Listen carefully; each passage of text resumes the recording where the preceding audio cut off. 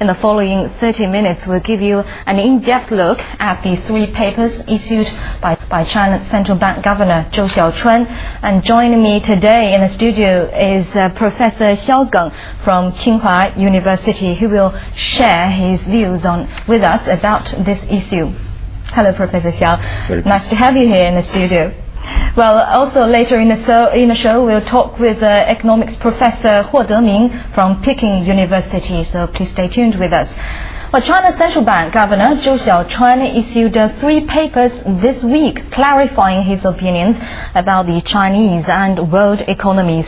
His first and second articles, which were published on Monday and Tuesday, are entitled Reform the International Monetary System and on Savings Ratio. And in these articles, Zhou calls for the creation of a new reserve currency to eventually replace the US dollar as the global benchmark. His recommendations have received great attention around the world, and on Thursday, the governor issued an article entitled Changing Pro-Cyclicality for the Financial and Economic Stability.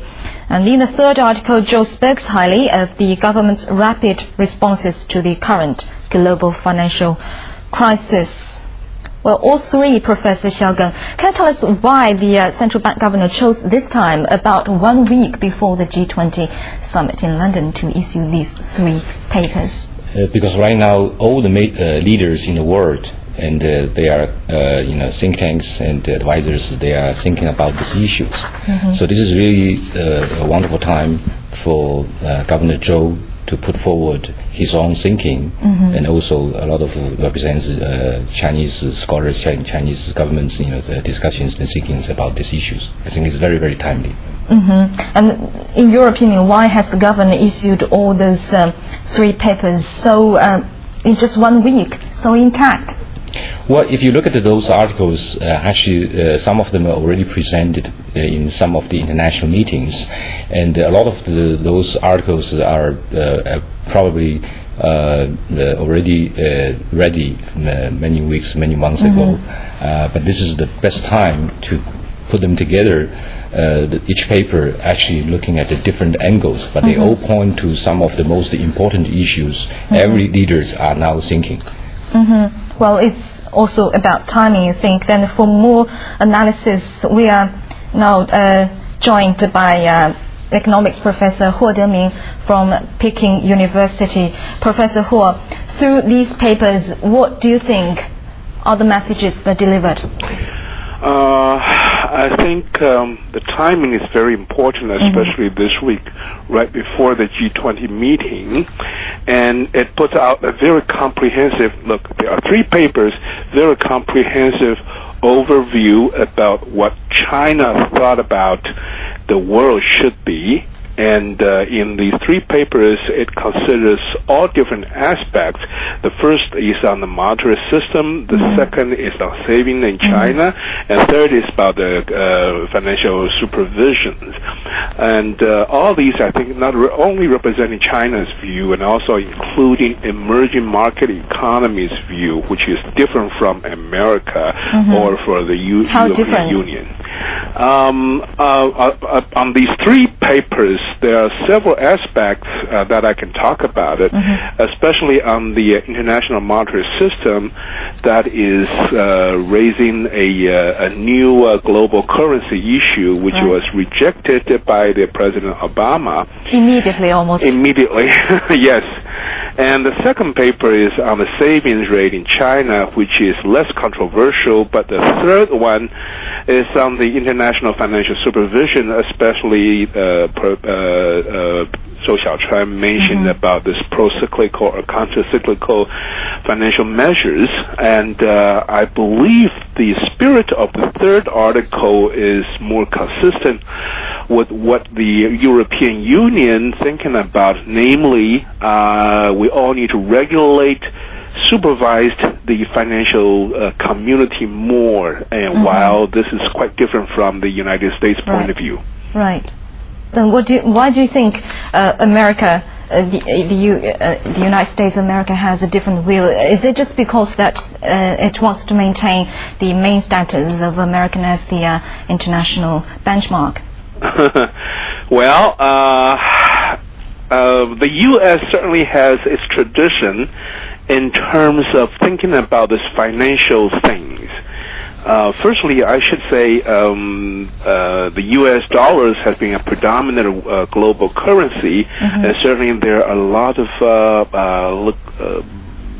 looks like beneficial things that's involved. So U.S. does not want to change that at this moment. And about this financial supervision things, the U.S. certainly is ideologically different from the European Union, namely, ever since Greenspan, is always for sort of creative creations or financial innovation things is good for the for the community, for the financial community. While there are other scholars, for instance, Joseph Stiglitz has reiterated many times there are serious problems in this kind of thought, but major American scholars are for the laissez-faire approach to the Wall Street. So I think this is right time for the U.S.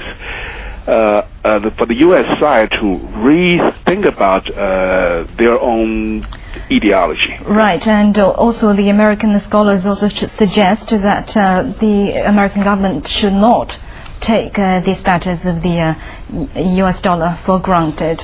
Thank you very much, Professor Huo Deming from Peking University. We'll get back to you later. Professor Huo, according to Governor Zhou Xiaochuan, there are some leading indicators pointing to recovery of economic growth. Then, in your opinion, when do you think the economy will touch the bottom?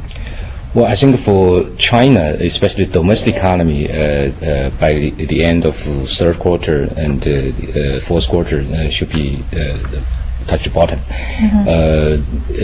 There's a clear sign that all the activities related to domestic consumption and investment are coming back to life, and but the external sector exports are still uncertain because there's a lot of uncertainties still in the U.S. and Europe and Japan. So, but it is true that we are seeing a very sharp turning point now. As probably you look at the stock market and even property market, the people are start to think about when to get in now. Right, right. And Professor Huo, what's your opinion then, and when do you think the economy will touch the bottom? I think ever since last years, I think from the third quarter on, Chinese government has been emphasizing a lot on the change of growth path from the external to internal, namely domestic consumptions, investments needs to be boosted. And now I think we have seen that result, which is beneficial to the Chinese economy.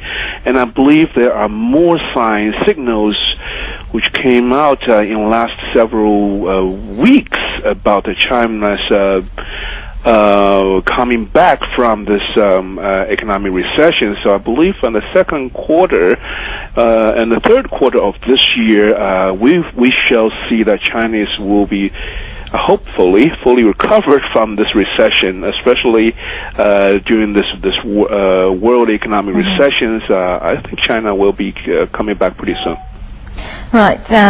Well, Professor Xiao, as Zhou said, that the global financial system relies heavily on the external credit rating for investment decisions and risk management. So what do you think the government or rating companies could do to help the economy? I think one of the key problem is that we are using some kind of absolute grading, which actually is problematic even in universities. If you say this student's got 80 scores, nobody really understands. So I think what we need to do is really move into a relative rating. It's like this company is among top 5%, and of course we are going to have business cycles. Profit may go up and down, but the company, even if at a very low profit level, they will still be top 5. So that I think that's a more reasonable rating, which is widely used in educational systems for students taking exams to get into U.S. universities. They are using that system already.